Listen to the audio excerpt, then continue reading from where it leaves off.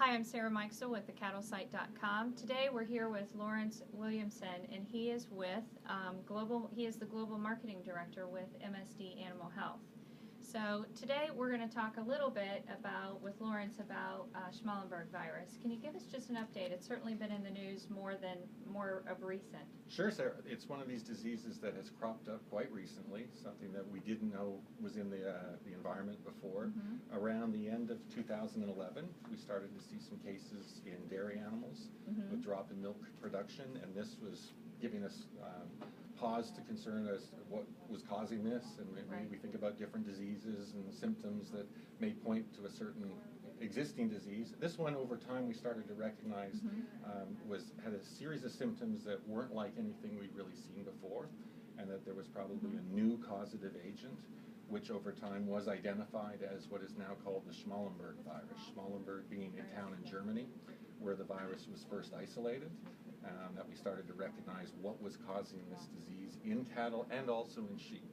Got it. So in each lambing season and over each season that we go through, this is a disease that we're seeing more and more of, and it has spread all across Europe pretty much at this point. So that was very concerned. Yeah, that was my next question. Is it just Europe? Is it contained at least in that area? At this point, it is. It's from a Bunya virus, which is normally seen more in the southern equator area of the world, and so this one has adapted itself and moved a little bit north, got into the European area, but we have not seen it move too much outside of that at this point. Okay, and tell me, what are some of the symptoms? What do the ruminants look like that are getting it? In dairy animals, we will see a drop in milk production. That's something the farmer can notice. He recognizes that something's happening. In sheep, adult sheep, if they get it, we typically don't see a lot of symptomology because they're not being handled. But when it comes to the lambing season, that's when we really start to have concerns. It has two ways that it can be transmitted. There's a mosquito-like midge that carries the virus, and when it blows across into certain new areas and bites these animals, it infects them with the virus. But once that adult animal has the virus, if they are pregnant, that virus can do a vertical transmission into the fetus, and then it causes some congenital malformations. So it's one of the things that causes a lot of problems.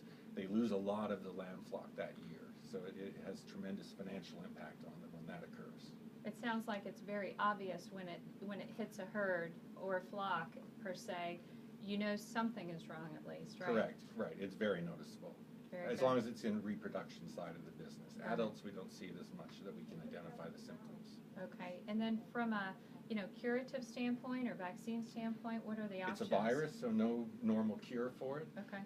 And so really you want to prevent the disease, because at this point in an adult, yes, they could be infected, and the infection, as long as they overcome it, it's not killing them, they may be immune the next time around. But when they're pregnant, you don't want them to lose the lamb or the calf, so you want to make sure you're preventing the disease, and so our focus has been entirely on a vaccine strategy.